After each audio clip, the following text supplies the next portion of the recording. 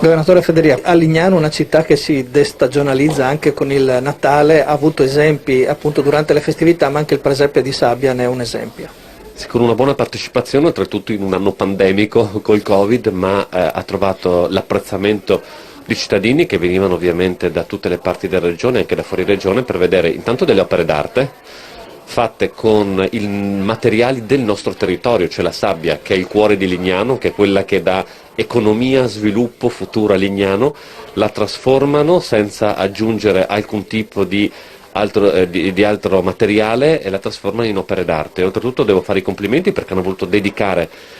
quest'anno il presepe a Dante, quindi riuscendo a mettere insieme la Divina Commedia con la Natività. E questo è riuscito secondo me a dare messaggi molto importanti all'interno di un'area che riesce a